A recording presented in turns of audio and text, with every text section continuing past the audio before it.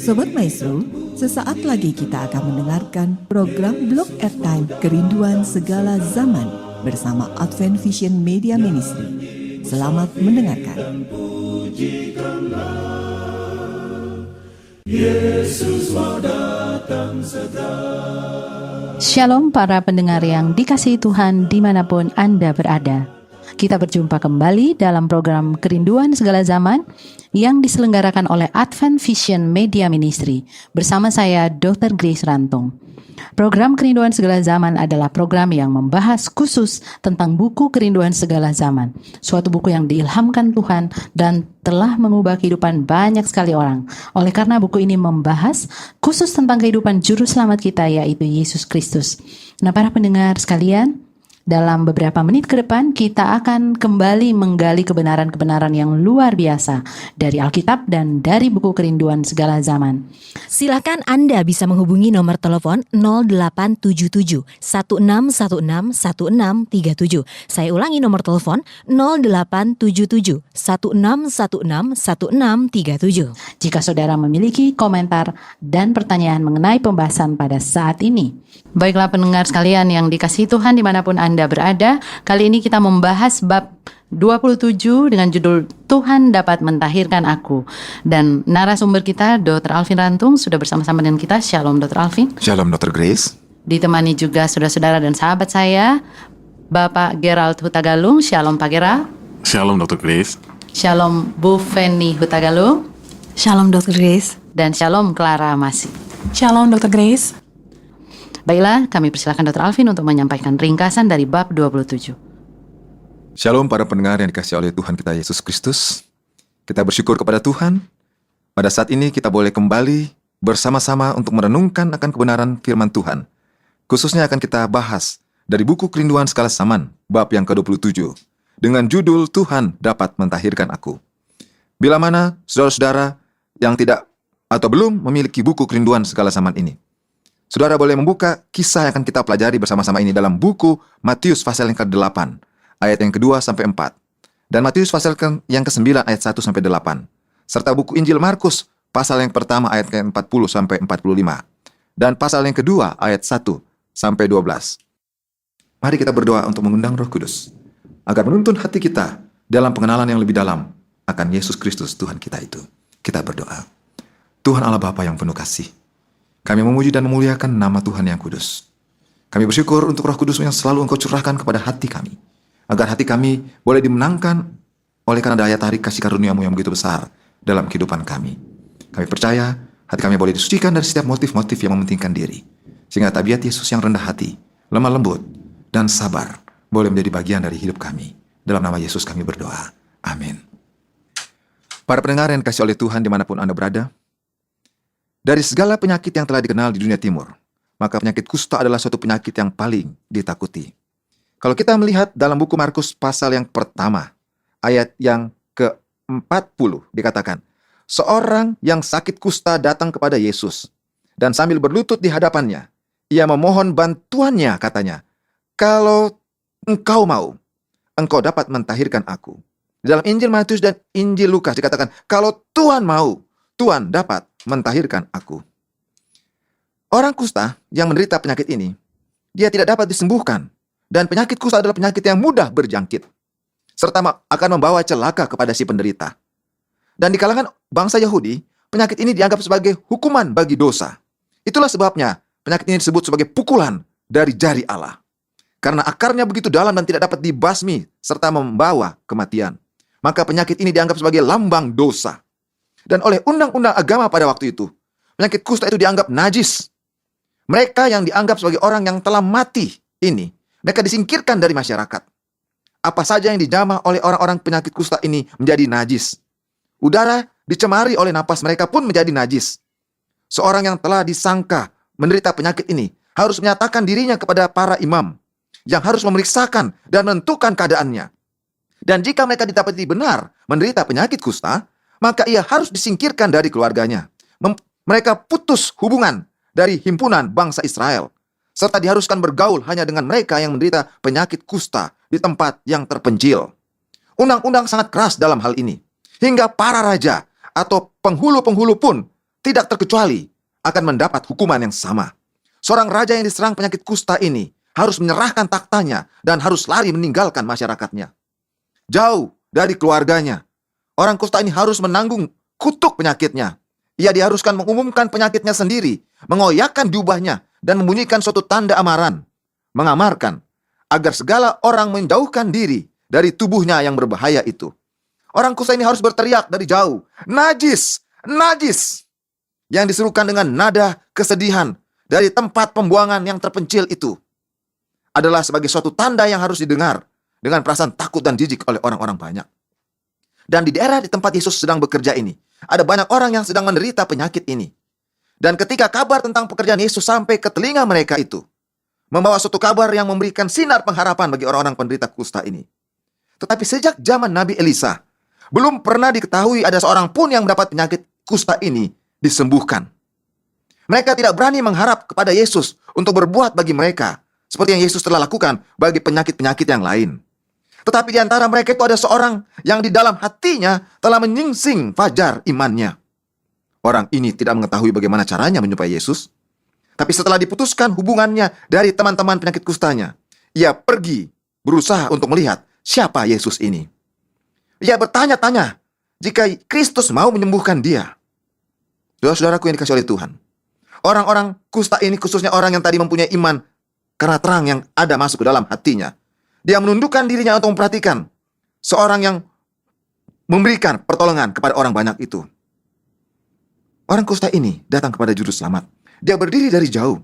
Pada waktu itu Yesus sedang mengajar di tepi danau, dan orang banyak sedang mengerumuni dia.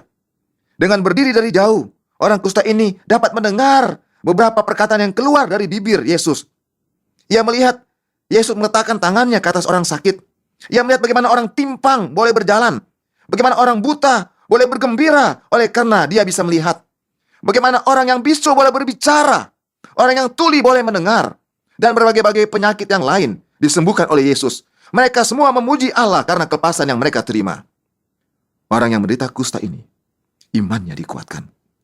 Ia datang lebih mendekati orang banyak itu. Larangan terhadap dirinya yang harus berteriak najis, najis, dia tidak hiraukan.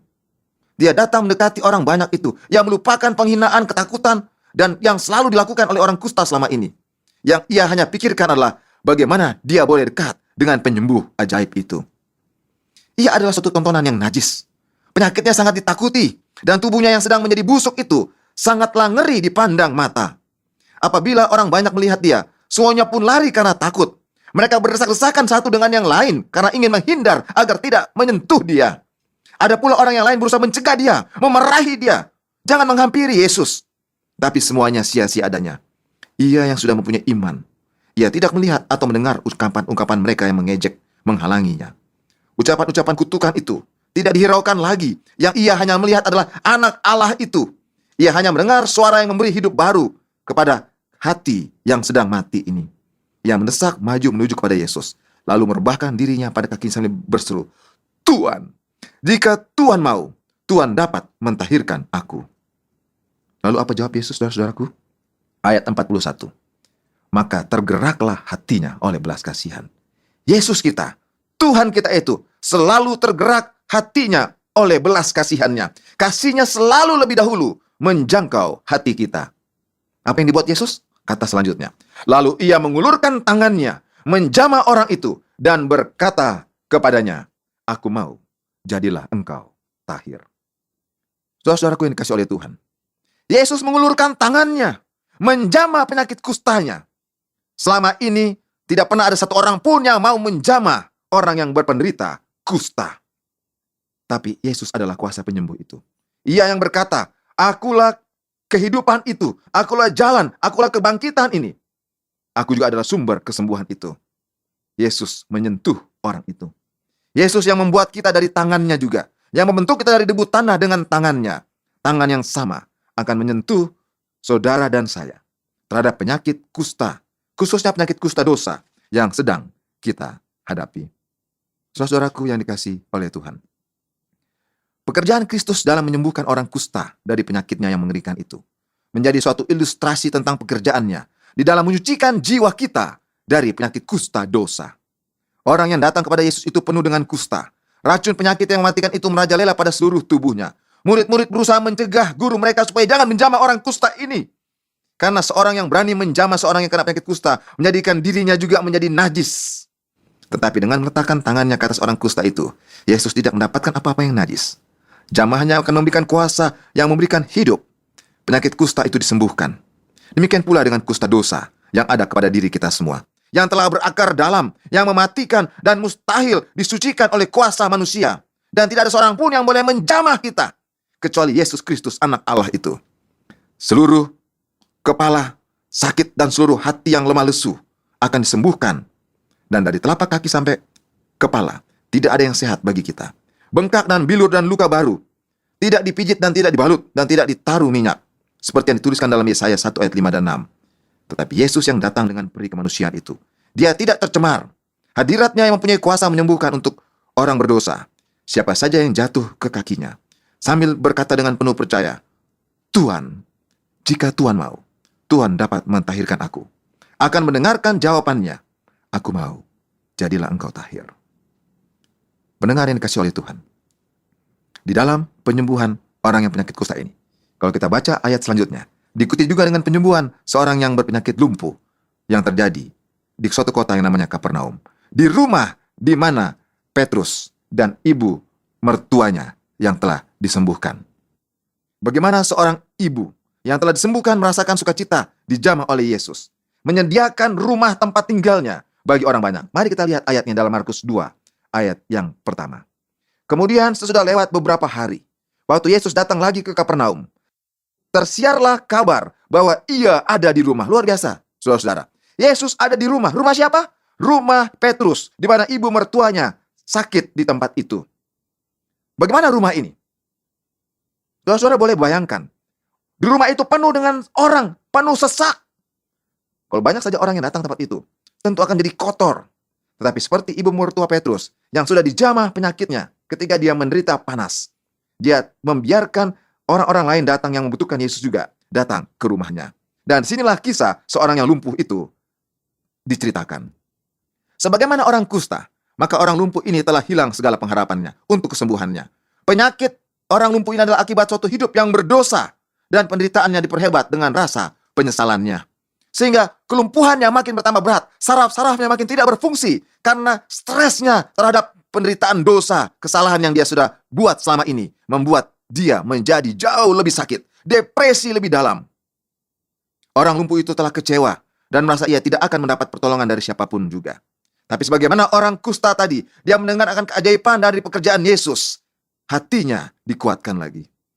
Tetapi kerinduannya yang terbesar itu bukannya kesembuhan tubuh, tapi dia membutuhkan kelepasan dari beban dosanya. Pendengar yang dikasihi oleh Tuhan, kita mengetahui banyak penelitian dunia kedokteran saat ini bahwa 90% para penyakit yang diderita manusia adalah oleh karena stres. Beban penderitaan yang ada di dalam pikirannya. Beban stres yang paling besar adalah karena dosa. Dan dosa inilah yang mengakibatkan berbagai penyakit seperti orang lumpuh ini. Jika ia dapat melihat Yesus dan menerima jaminan keampunan serta mendapatkan kedamaian dari Yesus, anak Allah itu, ia telah puas walaupun ia hidup atau akan mati. Tangisan orang yang akan mati ini adalah agar ia dapat datang menghampiri hadiratnya. Ia tidak mau membuang-buang waktu. Dagingnya makin busuk oleh karena kaki dan tangannya tidak bisa bergerak. Makin kecil. Dan ia memohon kepada sahabat-sahabatnya yang membawa berita tentang Yesus. Tolong bawa saya. Jangan tempat tidur ini untuk bertemu dengan Yesus.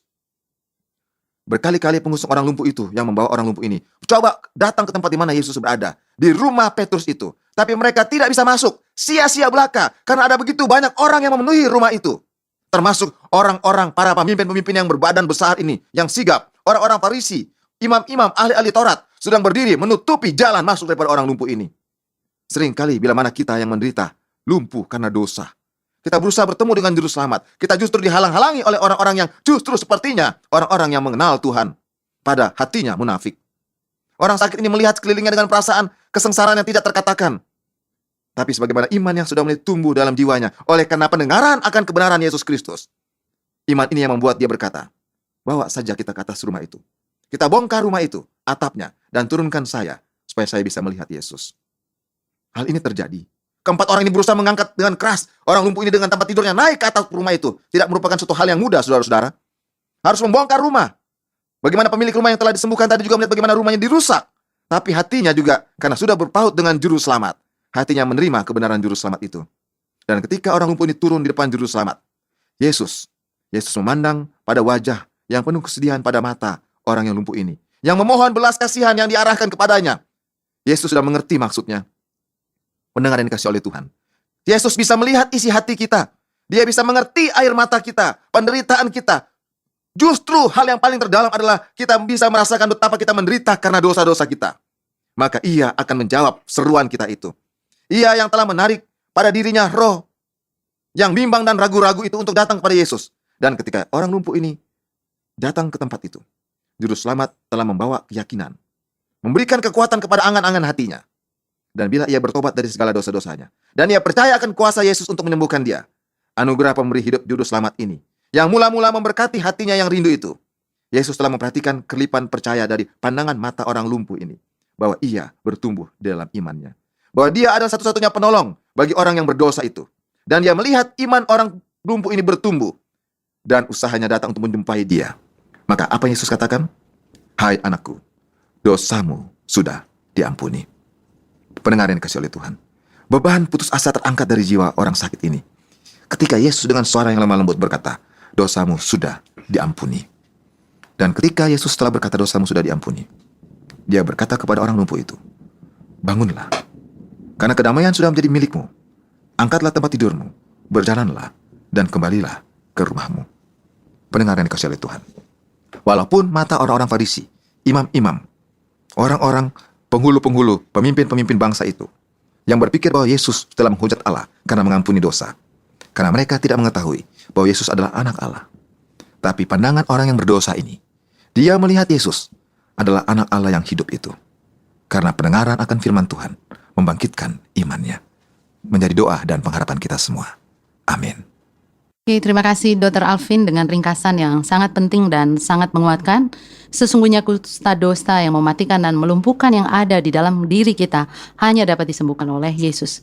Mari para pendengar sekalian, jangan lewatkan kesempatan untuk menerima mujizat yang Tuhan sudah siapkan kita nikmati melalui mempelajari Yesus, Sang Penyembuh yang berbelas kasihan itu bersama kami, Advent Vision Media Ministry. Harapan kami pendengar terus bergabung dalam pembahasan kita kali ini, bab yang ke-27.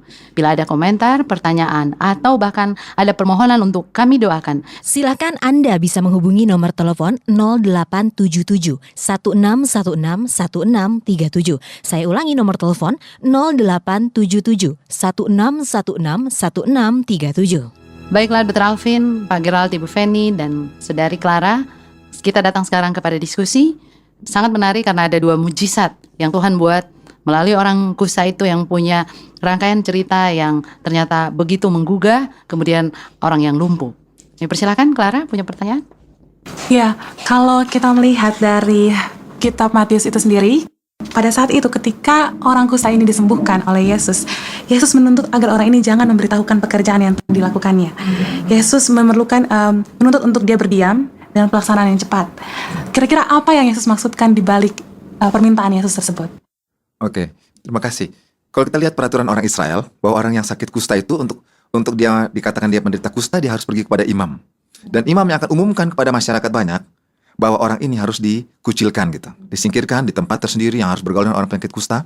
Dan bila mana orang kusta ini sembuh, peraturan undang-undang yang diberikan juga oleh Musa, melalui Tuhan pada Musa waktu itu juga, waktu zaman orang Israel di padang pasir, bahwa mereka juga harus dibuktikan dirinya kepada imam.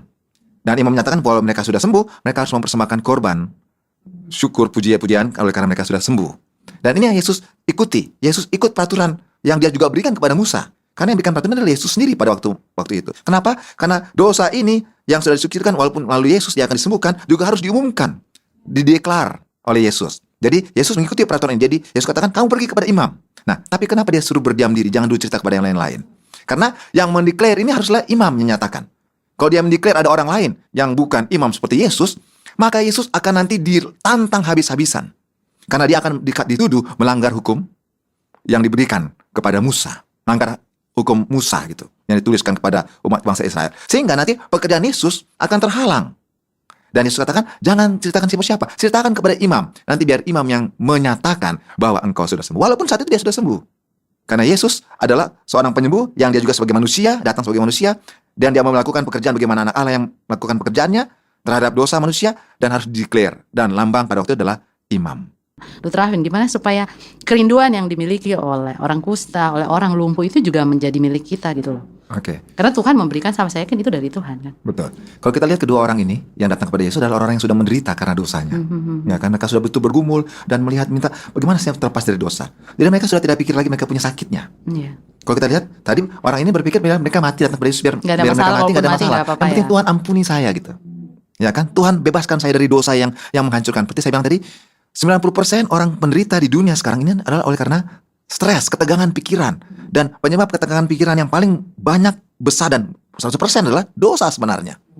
Dan yang mematikan itu. Dan banyak dari kita yang hanya memikirkan simptomnya, gejala sakitnya ini. Lupa sumber utamanya. Padahal sumber utama itu adalah dosa ini. Dan bila mana kita datang kepada sumber utama, kita akan mengerti, aduh Tuhan, saya bagaimana mau lepas dari ini.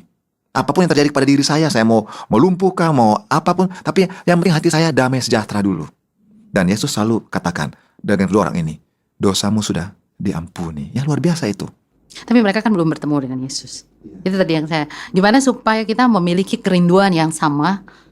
Ya kita bersyukur kita sudah kenal Yesus ya. Jadi setiap saat kita bisa meminta dia untuk terus membaharui kerinduan kita. Tapi mungkin ya misalkan mau menambahkan. Ya kalau saya melihatnya mungkin ini contoh ekstrim ya. Jadi kedua orang ini memang seperti end of the road gitu ya. Ya. Jadi dia seperti tidak punya jalan lain gitu. Dan bagusnya dia tidak putus asa. Satu orang mungkin jangan putus asa. Ya. Dia mendengar Yesus, dia ada optimismenya. Dan yang kedua adalah dia berserah gitu ya. Memang kita kadang-kadang terlalu banyak stres dalam kehidupan tuh karena seolah-olah kita bisa mengontrol segala sesuatu gitu. Kita seolah-olah tidak memasukkan Yesus Tuhan di dalam banyak perencanaan kita gitu. Jadi kita stres sendiri. Nah, kedua orang ini benar-benar berserah. Dan itulah yang terjadi. Dan memang kalau sudah end of the road kita memang harus berserah. Nah, banyak orang yang end of the road, banyak orang yang sudah putus asa. Tapi mungkin ada satu hal yang membedakan, yaitu orang yang rendah hati. Sombong adalah dosa yang paling tidak berpengharapan. Saya suka mengingat kalimat, saya lupa di bab mana di buku Kerinduan Segala Zaman, tapi itulah bahwa sombong adalah dosa yang tidak berpengharapan, paling tidak berpengharapan. Dan tidak ada hukum yang melarang selain firman Tuhan, tidak boleh sombong. Nggak ada kan? Di hukum negara manapun nggak ada. Nggak ada bilang tidak boleh sombong di hukum berapa. Tapi justru itu yang sangat mematikan. Karena ketika kita sombong, Roh Kudus nggak bisa kerja. Dan kalau Roh Kudus sudah nggak bisa kerja, kita nggak punya pengharapan sama sekali. Karena Roh Kuduslah yang menuntun kita kepada penyembuh itu, yaitu Yesus. Baiklah pendengar sekalian, kami berharap saudara terus bergabung meskipun kita akan sebentar lagi datang pada penghujung pertemuan membahas bab ke-27, Tuhan dapat mentahirkan aku.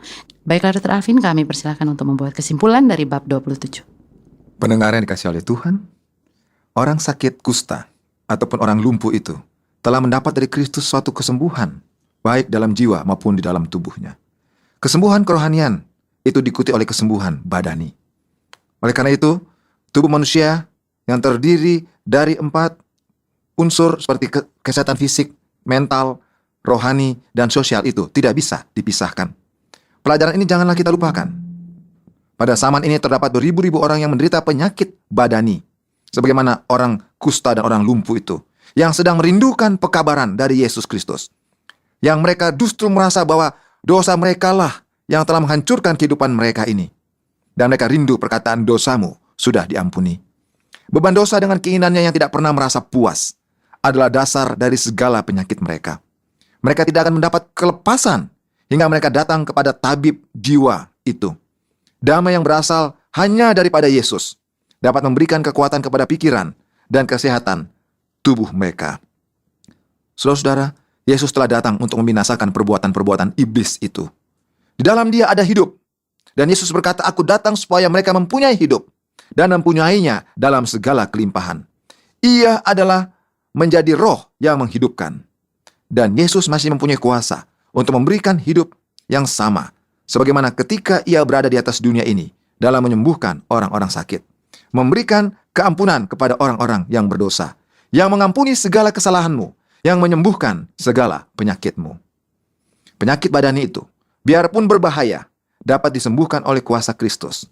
Tetapi penyakit jiwa yang menahan mereka terhadap menutupnya mata mereka untuk melihat terang itu, penyakit kusta yang melambangkan dosa dan kelumpuhan itu juga tidaklah akan sehebat seperti sifat kesombongan dan cinta diri yang akan menutup mereka dari pandangan iman kepada Yesus. Biarlah kita semua dengan kerendahan hati belajar dari tabib yang agung itu, dengan sabar dan melihat kelemah lembutannya, untuk melihat bahwa kebutuhan kita yang terbesar adalah kebutuhan akan juru selamat, kebutuhan akan Dia yang dapat mengampuni dosa kita, yang memberikan kita pada kekuatan yang baru, kesehatan secara fisik, mental, sosial, dan rohani. Tuhan memberkati kita semua. Kita berdoa. Tuhan Allah Bapa di surga, terima kasih Tuhan. Janji-Mu yang begitu indah bagi kami. Ketika kami datang memohon kepada Tuhan, Tuhan, maukah Engkau menjadikan aku tahir?